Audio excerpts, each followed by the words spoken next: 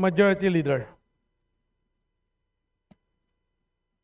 Mr. Speaker, I now move to adopt the findings and recommendations contained in Committee Report Number 28 and pursuant to our rules, direct that the Secretary General to read the title of the said measure and thereafter call the roll of members for nominal voting.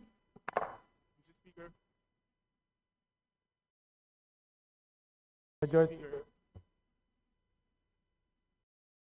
Mr. Speaker, may Oh. we recognize the Honorable Toby Chanco? Honorable Toby Chanco is hereby recognized. Sure, but before I speak, I think the Honorable Barsaga is standing up. So if he will have any manifestations, I will yield the floor to him. Majority Leader. Mr. Speaker, may we recognize Honorable Kiko Barzaga? Honorable Kiko Barsaga is hereby recognized. Okay, testing. I wholeheartedly accept the decision of the committee, but I maintain my stance that President Marcos must be held accountable for his crimes. Too many people have died and too much money was plundered from the Filipino people for us to stand down now. Whatever punishment may fall upon me and others who stand against this president who has lost his constitutional mandate of serving the Mr. people is Speaker, inconsequential point of in order. relation to the amounts of lives Mr. Speaker, and point of futures order. that will be saved when Majority President Leader. Marcos leaves Malacanang. It took the deaths and imprisonment Point of Majority order, Leader. Mr. Speaker. To bring Marcos Sr. to Point of justice. order, Mr. Speaker. My punishment is only the beginning of our fight against the Mr. Speaker, may we recognize Chairman Abalos for the point of order? Mr. Speaker, point of order. Honorable JC Barsaga is JC Mr. Abalos is hereby Speaker, recognized. Mr. Speaker, may I be recognized? The respondent has already spoken. He has said that he has accepted the imposed penalty under the committee report. Therefore, I reiterate the motion to consider the adoption of the committee report and call the roll of members for nominal voting. Mr. Speaker, I just yielded to the Honorable Barsaga. The floor is mine. But Mr. Speaker, I have a point of order. Majority Okay. Leader.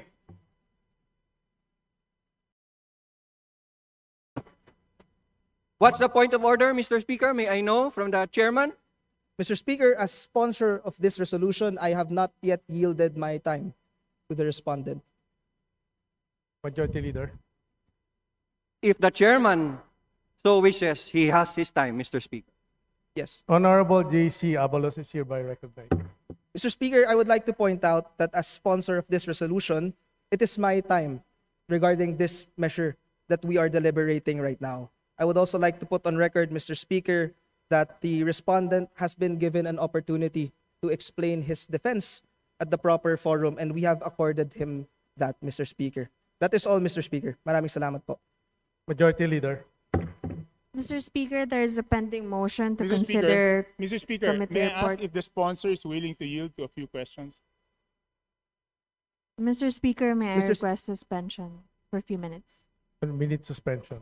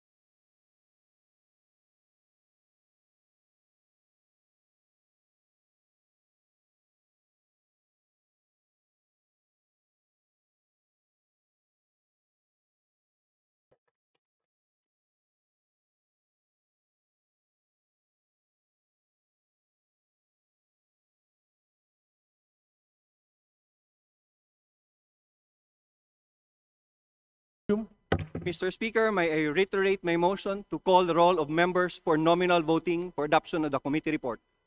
There's a motion to adopt the Mr. finding. Speaker, the honorable sponsor was willing to yield to a few questions. Mr. Speaker, there's already a motion, and pursuant to our rules, Rule 121, the period of voting can no longer be interrupted by any motion or issue. Mr. Speaker, the voting hasn't started yet, Mr. Speaker. Mr. Speaker, I do not hear the chairman yielding to any more questions. So After the 27 pages of the committee report, Mr. Speaker, Honorable Chanco, let's allow the members to decide on a question of discipline, whether they agree to the committee report. If they agree, they will vote yes. If they do not agree, they will vote no. So let's hear the members and call the roll of members. Mr. Speaker, can we know from the chairman if he's willing to yield to a few questions or not? No? No? Not willing to yield questions? Mr. Speaker, I reiterate my motion to call the roll of members for nominal voting immediately. The Secretary General is hereby directed to call the roll of members for nominal voting. No more interruptions. Roll call of members on the adoption of the findings and recommendations contained in Committee Report Number 28 on Committee Case Number SC-2025-03 on the matter of Representative Francisco Kiko A. Barzaga, 4th District of Cavite. Abalos. Abante. Asidre. Acop. Acosta. Adyong. Advincula. Agaraw. Agyaw. Alano. Alba. Albano. Almario Chino Miguel. Almario Dennis. Almonte. Alvarez Jose. Alvarez Mercedes. Amante.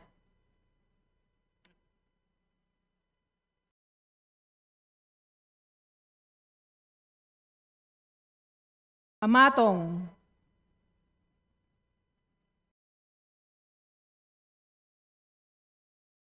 Ang.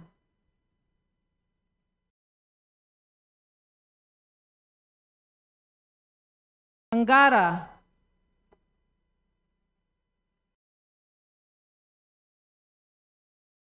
Angeles.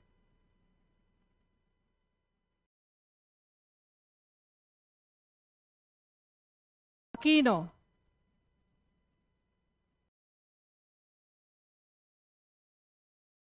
Aquino Magsaysay.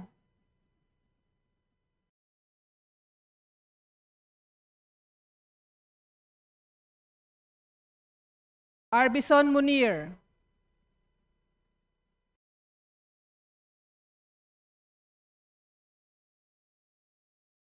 Arbison Munir Jr.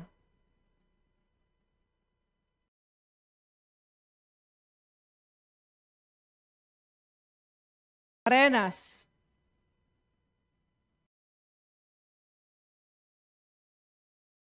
Arrogancia.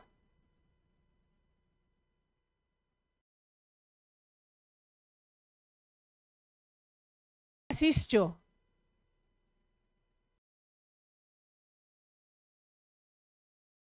Ataide.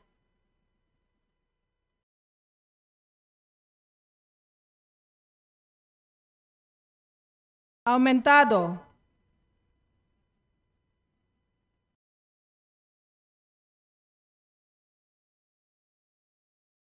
Ayon.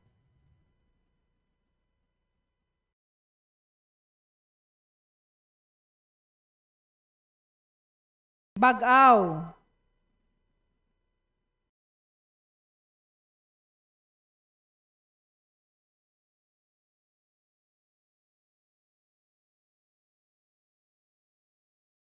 Balindong.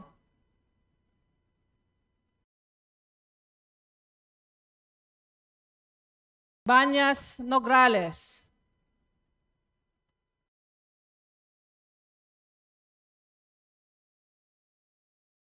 Bangkoro.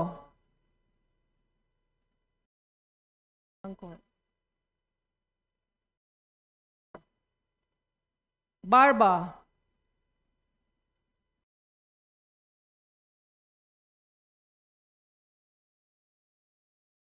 Barbers.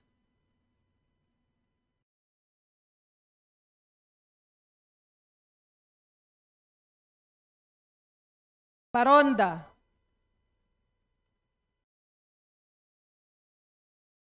Barzaga. Baskug. Bautista Claude.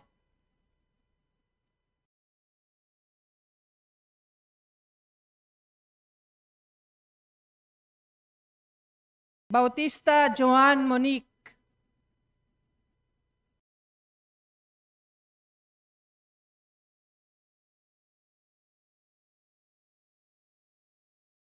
Bautista Lim.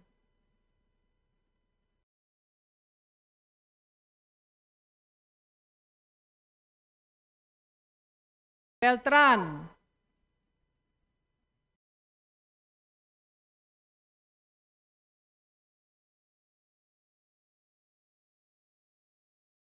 Benitez Alfredo.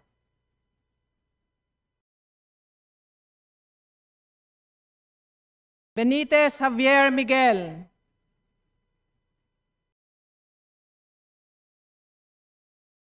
Bernos Ching.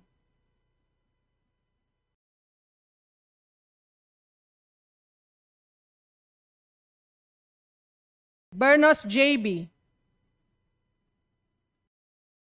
Biron. Bocobo. Bolilia.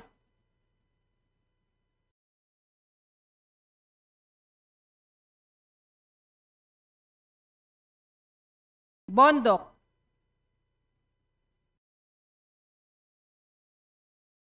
Briones.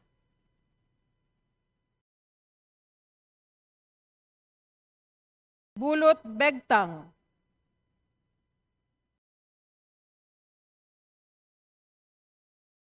Cagas.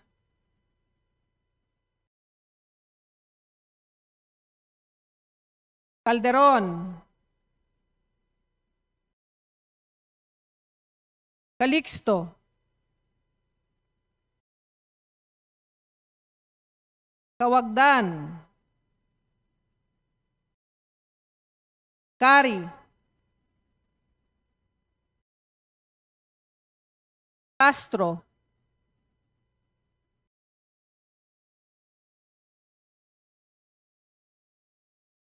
Aiton. Celeste. Sandanya.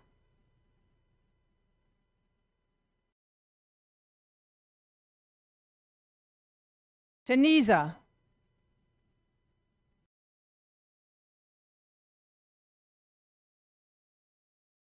Chan.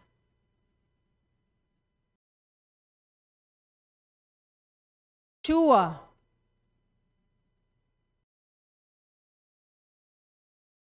Chuatay. Chungalaw. Ko. Ko Pilar.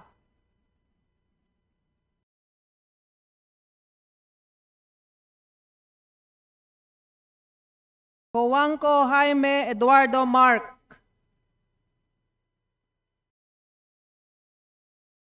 Coanco Mark.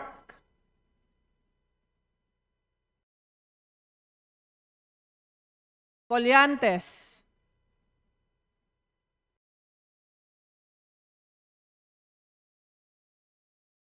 Corvera,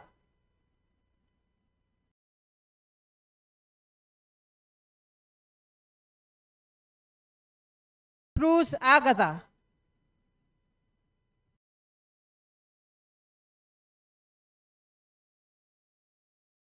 Cruz Ricardo,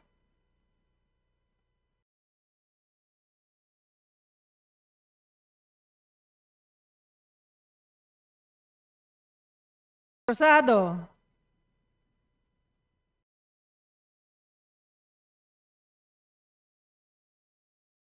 Kua,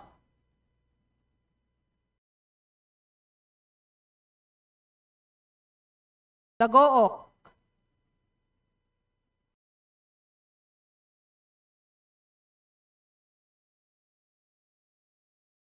Dalog,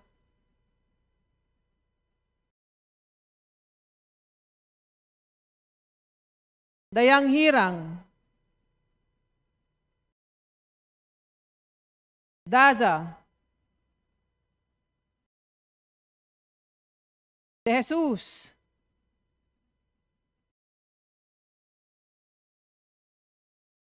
De Lima,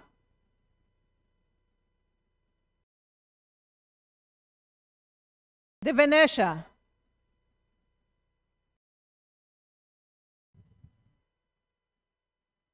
Defensor,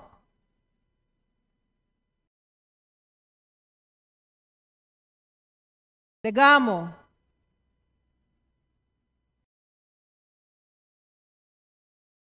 Del Mar,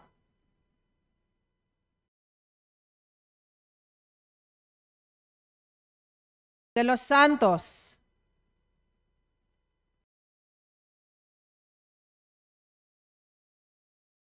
Di Makuha,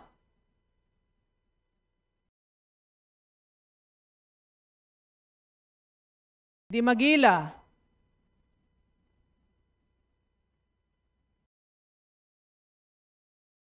Di Maporo Imelda, Di Maporo City Amina, Diokno, Dionisio, Domingo, Domogan, Duterte Harold James, Duterte Omar Vincent, Duterte Paulo, D. Faustino, D. Faustino Michael Carlos, D. Ian Paul, Lago, Emano, Enverga, Erice,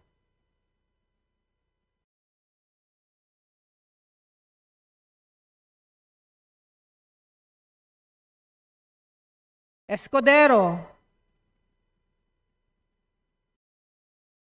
Espares, Espina, Estrella, Ferrer Antonio, Ferrer Jeffrey, Flores, Cortez, Frasco, Fresnedi, Fuentebella,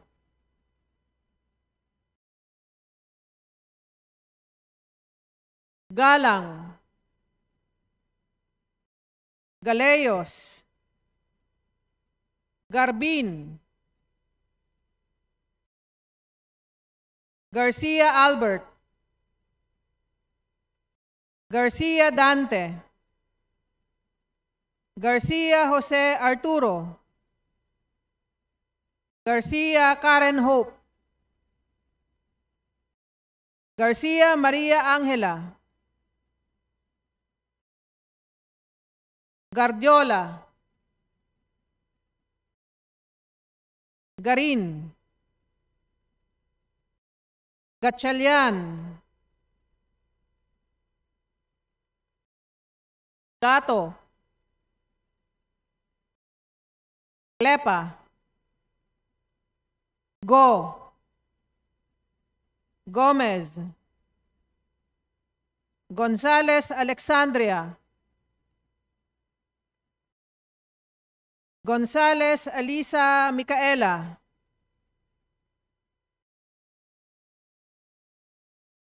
Gonzales Christopher Sheen.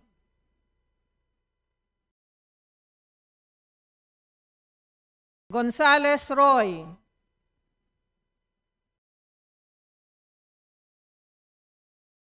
Goriseta. Guico. Gintu. Gulyas. Gutierrez. Hernandez Charis Ann. Hernandez Dennis. Hernandez Ferdinand. Hernandez Ramil.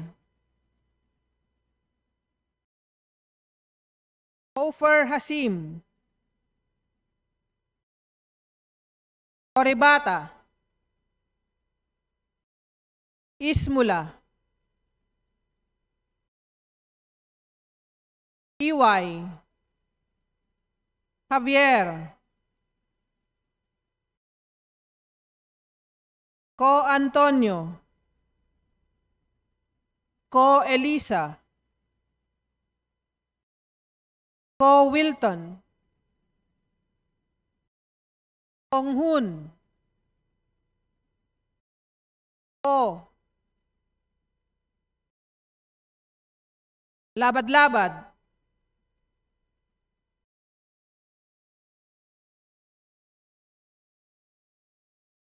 Lacson.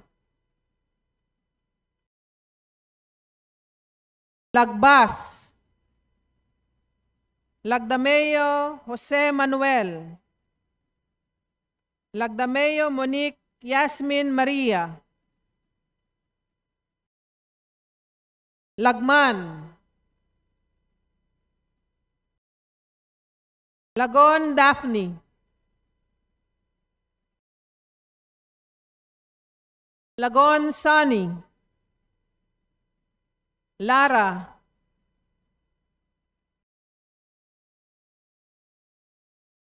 Asatin. Ledesma. Legasyon. Legarda. Legazpi. Leviste.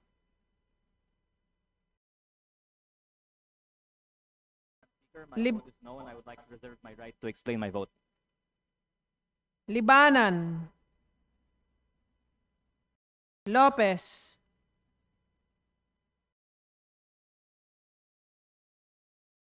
Loria.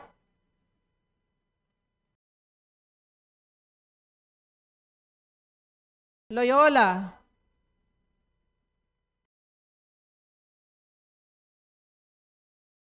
Luistro. Lumayag.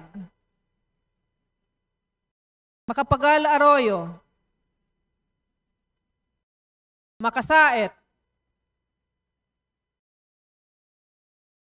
Maceda. Padrona. Malapitan. Mangudadatu. Manikis. Maranyon. Marcoleta. Mr. Speaker, Sagip Party List votes no, and I reserve my right to explain my vote after nominal voting. Thank you. Marcos. Marquez. Mastura. Matibag. Matugas. Mendoza. Mercado. Mercado Revilla. Miraflores. Momo. Montes. Nava. Nazal.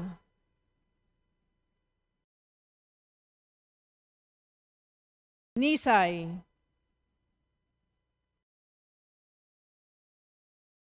Nolasco. Okay lang? Ominal Henry.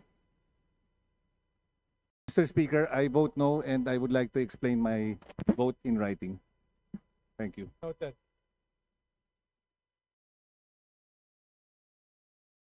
Ominal Sancho Fernando.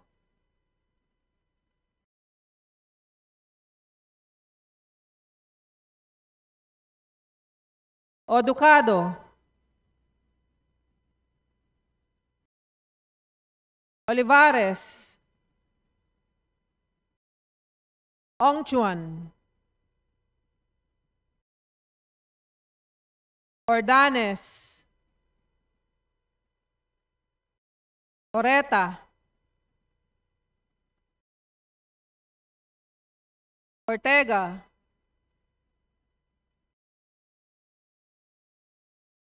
Juano Dizon. Adiernos. Panaligan. Pancho.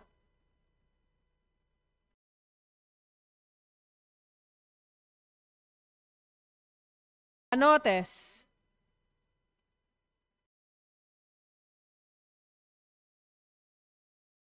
Pascual.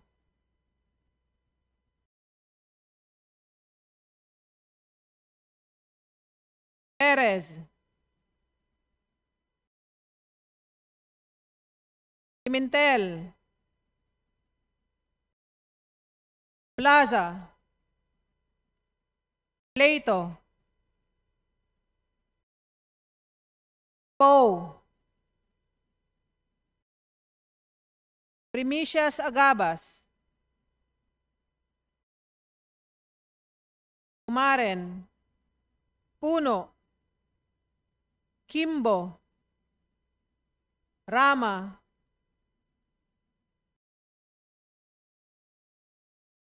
Recto. Regencia. Remulla. Revilla Brian. Revilla Ramon Jolo. Ridon. Rivera. Robes. Rodriguez Eulogio. Rodriguez Maximo. Rodriguez Rufus. Roman. Romualdez Andrew Julian. Romualdez Ferdinand Martin. Romualdez Yeda Marie. Romualdo. Romulo. Roque. Sagar Baria. Sakaluran. Salceda. Sally. Salvacion. Salvador, Salvame, San Fernando, Mr. Speaker, Kamanggagawa Party List votes no, and I will explain my vote after the nominal voting. Santos Maria Alana Samantha, Santos Mark Anthony, Shimura, Singson Richelle, Singson Ronald, Singson Mihan, Solon, Suwan, Swansing Bella Vanessa, Swansing Micaela Angela, Suarez, Suntay, Talyado, Mr. Speaker, I vote no and I reserve my right to explain my vote. Tan Ayman, Tan Joseph, Tan Keith Mika, Tan Reynolds Michael, Tan Samir, Tan Stephen James, Kanchay,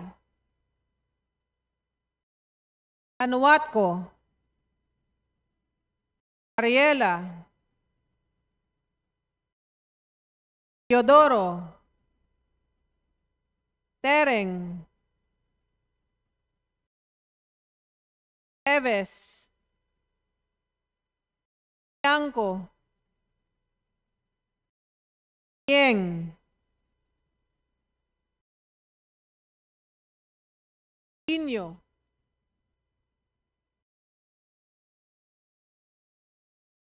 Tolentino, Juan, Tulfo Jocelyn, Tulfo Ralph Wendell,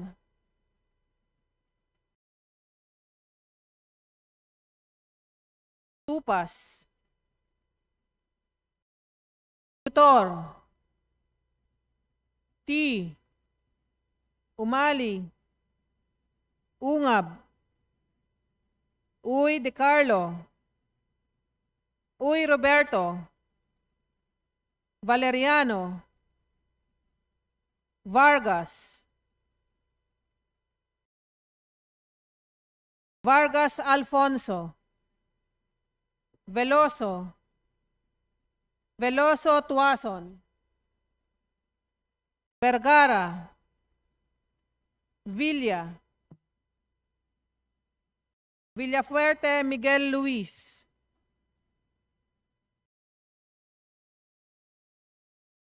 Villafuerte Vincenzo Renato Luigi,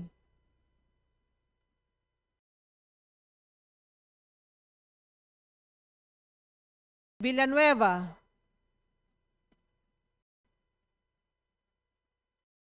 Villarica,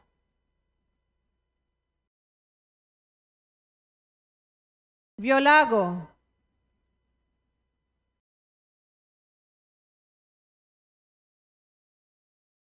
Yamsuan,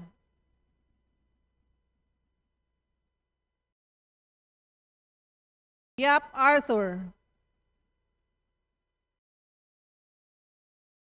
Yap Christopherson, Yap Edvic,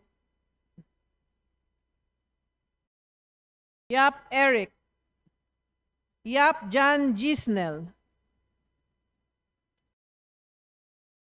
Yatko, Inares, Yu Jazel Victoria, Yu Joseph Kim, Yulo, Zamora Maria Carmen,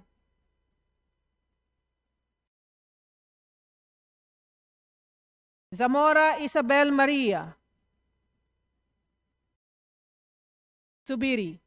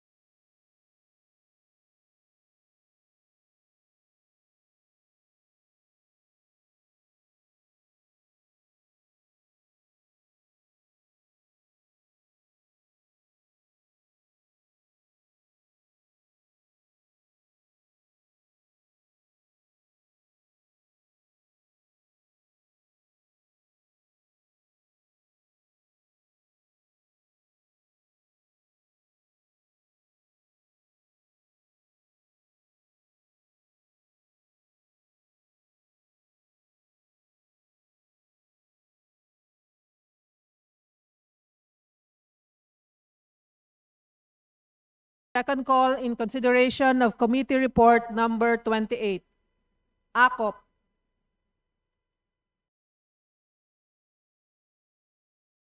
Almonte.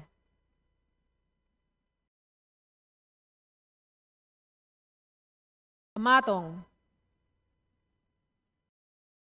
Ang. Aumentado. Bag-aw. Bautista Claude. Bautista Joan Monique. Bautista Lim. Beltran.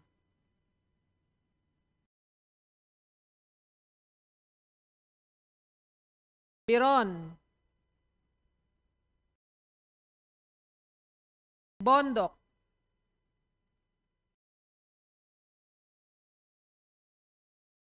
Castro.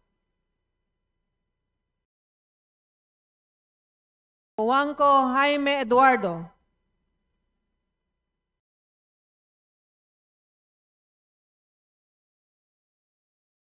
Cruz Ricardo.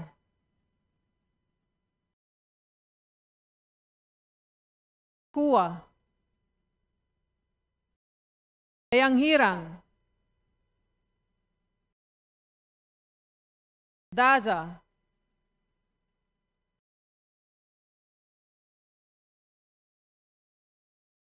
De Venecia. De Los Santos Alfred.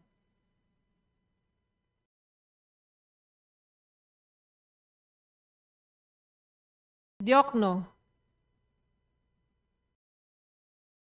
Duterte Harold James.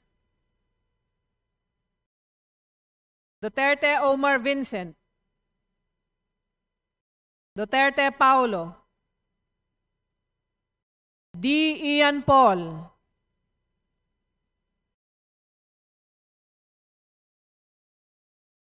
Erice. Cortez. Frasco.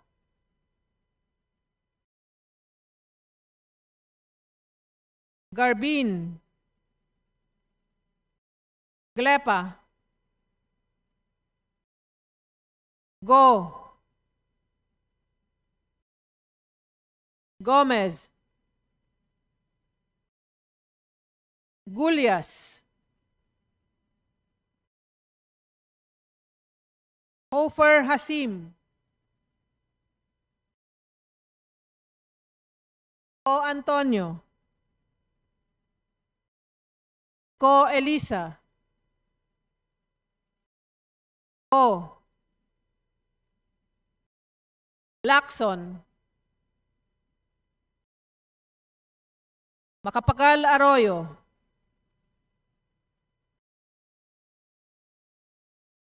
Makasaet. Matugas. Momo.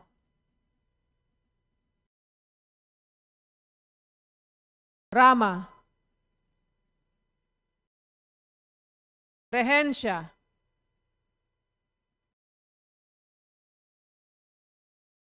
Sakaluran.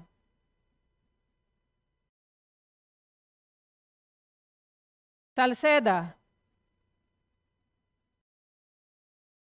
Sally.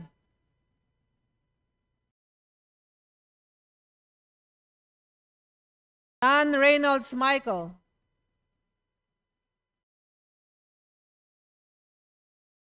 Tan Stephen James. Yanko. Yeng. Tolentino.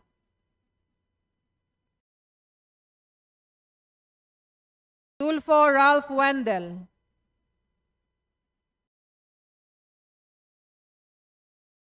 Tutor. Ungab.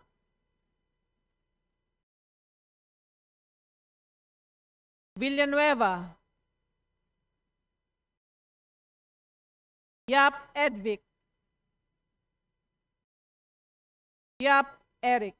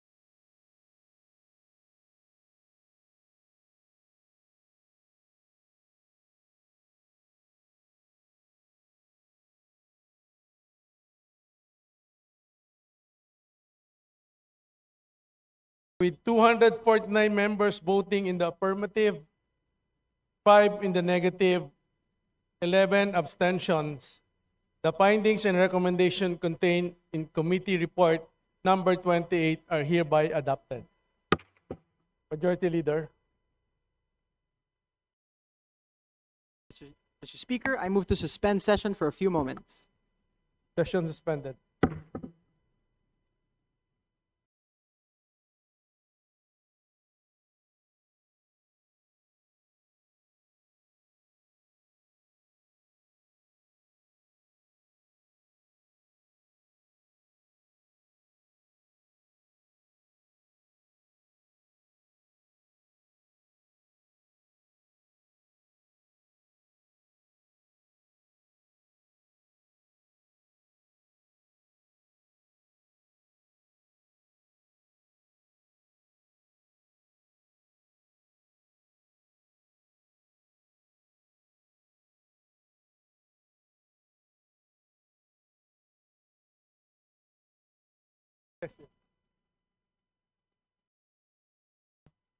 Session resume.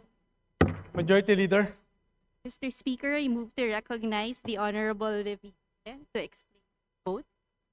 Honorable Leandro Leviste is hereby recognized. Distinguished colleagues, ang boto ko ay no, hindi dahil perpekto si Congressman Barzaga, pero dahil questionable para sa akin na minadali natin itong desisyon dahil ngayong hapon lang natin nakuha ang committee report na ito at si Congressman Barzaga lang ang sinampahan ng kaso ng Committee on Ethics. Ang boto ko ay no, lalo na dahil inuuna natin ang kaso niya kaysa sa mga mas seryosong isyong kinakaharap ng isa sa mga kasamahan natin. Isang kapwa kong Batanggenyo na nandito ngayon na bumoto sa kaso ni Congressman Barzaga.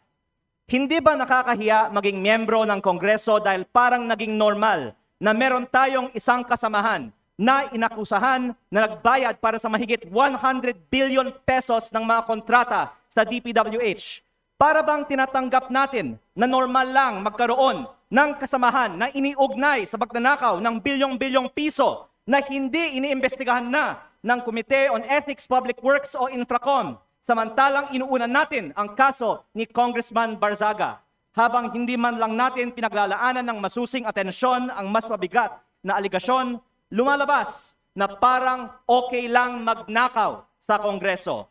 Nakatala na sa kasaysayan na sa gitna ng matinding kontrobersiya sa korupsyon, ito ang inuna ng Kongreso at parang lang walang mali sa ginagawa ng isa sa ating kasamahan at tayo mismo ay ngayon sumisira sa imahe ng Kongreso. Mahiya naman tayo. Majority Leader. Mr. Speaker, I'd like to recognize the Honorable Marcoleta for his explanation of his vote. Honorable Marcoleta is hereby recognized.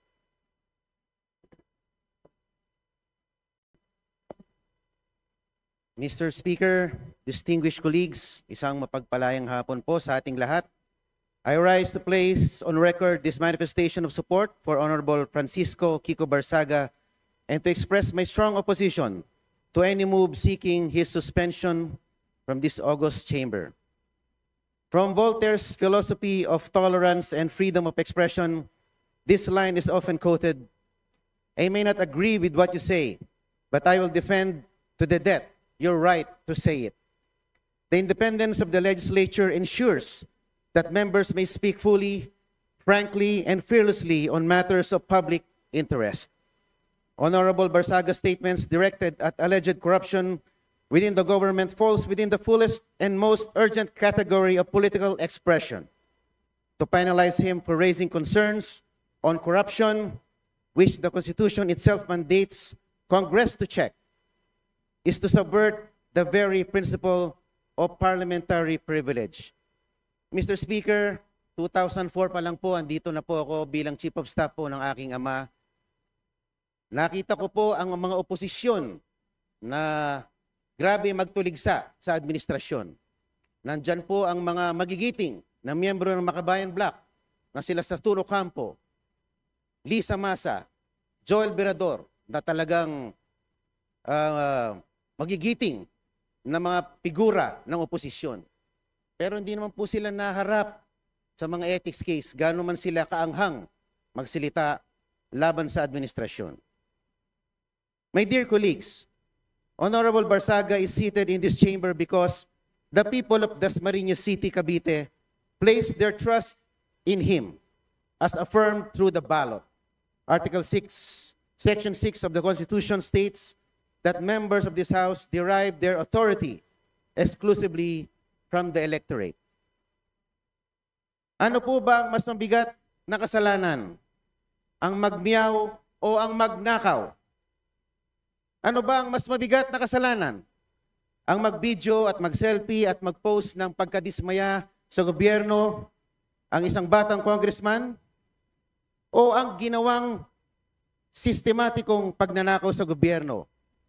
O at pagsimot sa bilyon-bilyong pisong mga bilyon-bilyong piso sa kaban ng bayan sa pamamagitan ng mga ghost projects. Ang mga posts ni Kong Miao ay mistulang alingaw-ngaw lamang ng saloobin ng nakararaming mga Pilipino. To impose the penalty of suspension is to overturn the sovereign choice of the people. That remedy is reserved only for conduct so reprehensible and destructive of the institution that it overwhelms democratic legitimacy. No such circumstance exists here. Honorable Barsaga's only act was to express his views regarding corruption in government, a matter of public concern central to democratic oversight. Let not the House of Representatives be weaponized against its own members. Thank you very much, Mr. Speaker. Majority Leader. Mr. Speaker, we'd like to recognize the Honorable Congressman Nazal to give his explanation of his vote. Congressman, Honorable San Fernando is hereby recognized. Thank you, Mr. Speaker. If we don't believe in freedom of expression for people we despise, we don't believe in it at all.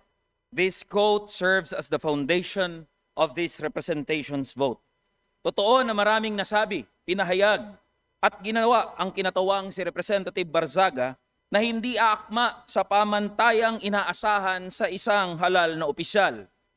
But this begs us to question what really is unethical behavior. While I agree that us lawmakers are held to a higher degree of ethics and decorum, such should not work as to stifle free speech and debate. Lawmakers must be free to say what we want, especially on issues involving national importance. Representative Barzaga's actions and words may not fit the usual mold of a traditional lawmaker. But who decides if the mold or what mold is correct? I understand these are difficult questions to answer, and I am unsure if there is any. But one thing I am sure of is that plundering the coffers of government through ghost infrastructure projects is what's unethical. The committee resolution sets a dangerous precedent. Ganito ho ba tayo kabalat sibuyas at allergic sa mga naiibang pananaw? Should our subjective judgments of Representative Barzaga's ethics supplant the will of the electorate? Hayaan natin ang mamamayan ng Dasmariñas ang humatol sa mga ginagawa ni Representative Barzaga. Kung saba ay karapat, dapat na maging kinatawan nila. My dear colleagues, let us not erode whatever little trust that the public has left for this House. At a time where allegations of massive corruption has been plaguing our beloved institution, it is callousness to sanction one of its most vocal critics, however eccentric, uncouth, or unpalatable his mode of delivery may be. Hindi po sa pamamagitan ng aksyong ginawa natin kay Representative Barzaga, mababawi ang kredibilidad ng ating institusyon. What we need is to bring the public's trust back in this House, and this representation firmly believe that this move will not help us to move in that direction. Yun lang ho, Mr. Speaker, marami hong salamat. Majority Leader. Mr. Speaker, I move to recognize the Honorable Bong Suntay. Honorable Bong Suntay is hereby recognized. Mr. Speaker, distinguished colleagues, ang boto ko ay nakaugat sa malinaw at tahasang proteksyon na ibinigay ng konstitusyon. Proteksyon na hindi natin maaaring baliwalain dahil lamang hindi natin nagustuhan ang pananalita ng isang kasapi. Ang boto ko ay nakaangkla sa pinakamamahal na kalayaan na pundasyon ng ating saligang batas. Nakaukit sa Article 3, Section 4, under freedom of speech, na nagsasaad na no law shall be passed abridging the freedom of speech, of expression, and of the press.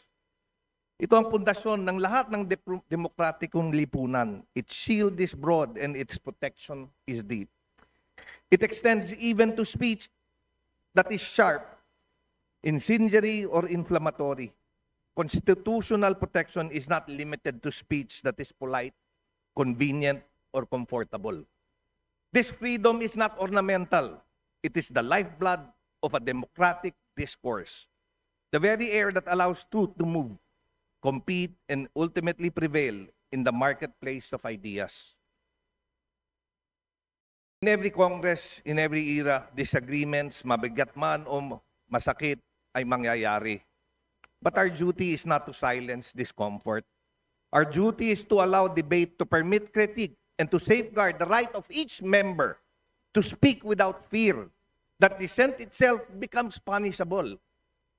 Totoo, the circumstances and expressions involved fall short of decorum expected in this House. Hindi natin kinukonsinti ang pamamaraan o pagkasabi. Hindi natin tinatanggal ang bigat ng responsibilidad sa pagpili ng salita. Ngunit, falling short of decorum does not remove constitutional protection. The speech may be harsh. It may offend sensibilities. It may jar our sense of propriety. But as long as it remains within the realm of expression guarded by the Constitution, this chamber cannot treat protected speech as punishable misconduct. Democracy does not mature through silence or suppression. It goes through robust exchange, matinding banggaan ng pananaw o mga malalamang diskurso ng pag-iisip kung saan ang katotohanan ay siyang huling magtatagumpay. I cast a no vote because imposing sanction here creates a chilling effect. Not only on the member involved, but on all who depend on this chamber as a forum for candor, for courage, and confrontation when needed. Hindi ito ang panahon para paliitin ang espasyo ng pagsasalita. Ito ang panahon para palawakin, palakasin, at pangalagaan ito. Freedom of speech is not defended only when it is easy. It must be defended precisely when it is difficult, when the speech is unwelcome, unpopular, or uncomfortable. That is the true test of our commitment to constitutional principles. Thus, with earnest respect for this institution and with fidelity to the Constitution, I vote no, to uphold our most cherished freedom, to preserve the vibrancy of democratic debate, and to affirm the truth. The truth emerges only when ideas are allowed to contend openly and without fear. Maraming salamat po. Majority Leader. Mr. Speaker, I move to recognize the Honorable Robert Nazal for his explanation. Honorable Robert Nazal is hereby recognized. Thank you, Mr. Speaker, my esteemed colleagues. While I acknowledge the profound importance of maintaining and enforcing the ethical standards of this House, my vote of no reflects two deeply held convictions. First, although the respondent's conduct was inappropriate, crass, and unbecoming of a member of Congress, I respectfully submit that the proposed 60-day suspension is grossly disproportionate to the offenses alleged. If he has indeed acted beneath the dignity of his office, then by all means, reprimand him, hold him to account. But discipline must always be commensurate to the transgression, and in this case, I believe this august chamber is responding with excessive severity. A reprimand being the initial and least severe action should have been the proper first recourse, especially where the conduct, while objectionable, does not involve corruption, criminality, abuse of authority, or behavior so grave as to render a member unfit for office. Second, voting no does not mean condoning his acts. It is instead a principled affirmation that fairness and due process are indispensable. The resolution before us does not specify the precise acts for which Representative Barzaga is to be sanctioned. Without such clarity, how can he meaningfully defend himself before the entire House? The most basic tenets of due process require that any member must be informed of the specific statements or posts deemed punishable before the harshest penalty, short of expulsion, is imposed. If this House demands accountability, then we must likewise ensure fairness. Otherwise, we undermine the very integrity we claim to protect. Finally, this vote is also my gentle appeal to this chamber to recenter its energy on the people's mandate. At a time when Filipino families struggle with daily concerns such as rising prices, job insecurity, health burdens, educational gaps, our primary duty is to ensure that their material well-being remains the central business of the People's House. Let us not lose sight of the urgent fundamental issues that affect every household we swore to serve. A reprimand would have been a balanced, measured response, one that upholds institutional integrity without diverting the House's focus from the needs of our people. For these reasons, I register my view that a reprimand, not suspension, would have been the appropriate, proportionate, and constitutionally sound response under the circumstances. Thank you.